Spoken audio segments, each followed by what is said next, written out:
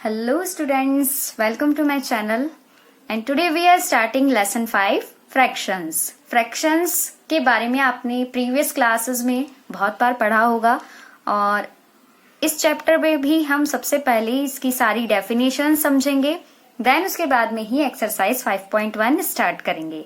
So here are the explanations. जैसा कि chapter का नाम है फ्रैक्शन, तो सबसे पहले हम पढ़ेंगे कि फ्रैक्शन क्या होती है. Fraction as a part of a whole. A fraction is a number representing a part of a whole. Fraction क्या है? वो नंबर है जो किसी होल का पार्ट है. फ्रैक्शन हमेशा किसी होल का केवल पार्ट रिप्रेजेंट करती है. फॉर एग्जाम्पल, ये एक सर्कल है, ये एक स्क्वायर है और ये एक रेक्टेंगल है.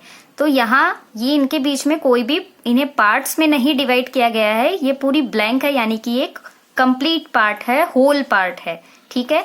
जबकि इसे मैं डिवाइड कर दूं हाफ में, 4 पार्ट में, 8 पार्ट में, कैसे भी इन्हें कट करके डिस्ट्रीब्यूट कर दूं, तो केवल उसका एक पोर्शन जो हम रिप्रेजेंट करते हैं उसे हम फ्रैक्शन कहते हैं. As you can see here, when each of the shapes is divided into 2 equal parts, each part is 1/2 of the whole. तो देखिए यहाँ पे तीनों ही शेप को 2 पार्ट्स में डिवाइड किया गया है. तो 2 पार्ट्स में डिवाइड करने पर इसे हम कहेंगे कि ये आधे आधे हो गए हैं, हाफ हो गए हैं. तो 1/2 1/2 पार्ट. तो फ्रैक्शन एक तरीके से क्या कर रहा है, इस होल नंबर के केवल पार्ट को शो करने का काम कर रहा है. सो 1/2 इज ए फ्रैक्शन. इसी तरीके से when each of these shapes is divided into 3 equal parts, each part is 1/3 of the whole. यानी कि अगर इन शेप्स को मैं 3 इक्वल पार्ट्स में डिवाइड करूं तो ये जो पार्ट है वो कहलाएगा 1/3. यहाँ आपको एक चीज ध्यान रखनी है कि जो पार्टीशन हो रहा है, जो भी डिस्ट्रीब्यूशन हो रहा है, वो बिल्कुल इक्वल पार्ट्स में हो रहा है. ये नहीं कि कहीं से भी क्रॉस कर दिया जाए. जब भी हम इक्वली किसी होल को डिवाइड करते हैं, बराबर से डिवाइड करते हैं, तभी फ्रैक्शन शो की जाती है. इस तरीके से हम फ्रैक्शंस रिप्रेजेंट कर सकते हैं. जैसे यहाँ पे लिखा है कि 1/2 इज ए फ्रैक्शन, तो ऊपर वाला जो नंबर है 1, उसे हम कहते हैं न्यूमरेटर, जबकि नीचे वाला नंबर जो कि है 2, जिसे हम कहेंगे डेनोमिनेटर. तो ऊपर वाले डिजिट को हम न्यूमरेटर कहते हैं और नीचे वाले डिजिट को हम डेनोमिनेटर कहते हैं. Next topic is representation of fractions on the number line. Number line पे किसी फ्रैक्शन को हम कैसे रिप्रेजेंट कर सकते हैं. तो आप जानते हैं कि जब भी आप नंबर लाइन ड्रॉ करते हैं तो 0 1 2 3 इस तरीके से आप काउंटिंग लिखते हो. लेकिन इस बार जब हम फ्रैक्शन को रिप्रेजेंट करेंगे तो केवल 0 और 1 ही लिखा जाएगा. लेफ्ट साइड में 0 एंड राइट साइड में 1, और इसी के बीच में आएगी हमारी फ्रैक्शंस. अब फ्रैक्शंस कैसे शो करनी है वो डिपेंड करता है कि फ्रैक्शन क्या है. जैसे 1/2 गिवन है तो 1 is the numerator and 2 is the denominator. तो जो भी डेनोमिनेटर में नंबर गिवन हो, उतने ही पार्ट्स में हमें नंबर लाइन को 0 और 1 के बीच में डिस्ट्रीब्यूट करना है.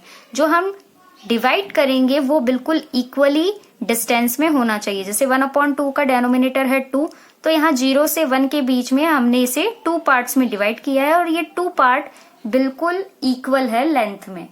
इसका जस्ट मिड पार्ट कहलाएगा 1/2. देन 1/2, देन 2/2 आएगा. 2/2 को आप सॉल्व करते हैं तो सॉल्यूशन करने पर आता है 1, इसलिए यहाँ पे ओनली 1 ही लिखा है. अनदर एग्जाम्पल के लिए हम देख सकते हैं represent 3/5 on a number line. तो देखिए यहाँ बिल्कुल लेफ्ट साइड में 0 है और राइट साइड में 1 है, और 1 से लेकर 0 या 0 से लेकर 1 के बीच के सेगमेंट को हमने 5 इक्वल पार्ट्स में इस तरीके से डॉट बनाकर रिप्रेजेंट किया है. तो 0 के just first number 1/5, then 2/5, 3/5, 4/5 and last वाले पे आ जाएगा 5/5. 5/5 को सॉल्व करते हैं. ये क्या हो रहा है, फ्रैक्शन में एक्चुअली बीच में डिवीजन लाइन है, तो 5 से 5 डिवाइड करने पर आता है 1, इसलिए हम इसे 5/5 भी लिख सकते हैं और 1 भी लिख सकते हैं. हमें क्या शो करना है 3/5। तो यहाँ पे हम 3/5 पे एक बॉक्स बना के या इस तरीके से अल्फाबेट ए लिख करके रिप्रेजेंट कर देंगे। Next topic is proper, improper and mixed fraction. What is a proper fraction? Proper fraction वो फ्रैक्शन होती है कि जब न्यूमरेटर छोटा हो और डेनोमिनेटर बड़ा हो। It means a fraction whose numerator is less than the denominator is called a proper fraction। ऐसी फ्रैक्शन जिनमें डेनोमिनेटर्स हमेशा बड़े होंगे न्यूमरेटर से। Example 5/7, 3/5, 1/3 are proper fractions. यहाँ पे देखो 5 जो है न्यूमरेटर है जो कि 7 डेनोमिनेटर से छोटा है। ऐसे ही 3 5 से लेस देन है और 1 इज लेस देन 3। यानी कि प्रॉपर फ्रैक्शंस में हमेशा न्यूमरेटर्स डेनोमिनेटर्स से छोटे होंगे। जस्ट इसका अपोजिट होती है improper fraction.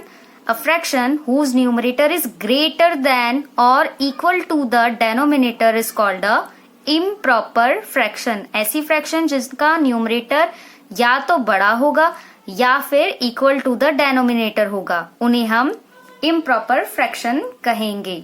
For example 7/5, 8/3 and 4/3 are improper fractions। यहाँ पे आप नोटिस करेंगे तो 7, 8 और 4 न्यूमरेटर है, ये इनके डेनोमिनेटर से बड़े हैं। नेक्स्ट टॉपिक है mixed fraction. A fraction which is a combination of whole number and a proper fraction is called mixed fraction और मिक्स्ड नंबर। यानी कि मिक्स्ड फ्रैक्शन क्या है? कॉम्बिनेशन है एक होल नंबर का और एक प्रॉपर फ्रैक्शन का।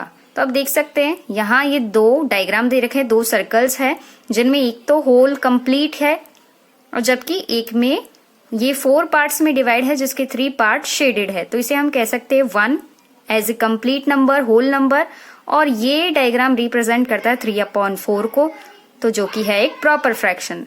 तो इस तरीके से जो फ्रैक्शंस रिप्रेजेंट होती है उन्हें हम मिक्स्ड फ्रैक्शंस कहते हैं। 2, 1/3, 3 and 2/5, 4 and 2/7 are mixed fractions. यहाँ पे आपको ध्यान रखना है कि all mixed fractions can be expressed as improper fraction. यानी कि सभी मिक्स्ड फ्रैक्शन को हम इम्प्रॉपर फ्रैक्शन में भी शो कर सकते हैं। कैसे करेंगे उसके लिए एक प्रोसेस है जो कि हम देखते हैं।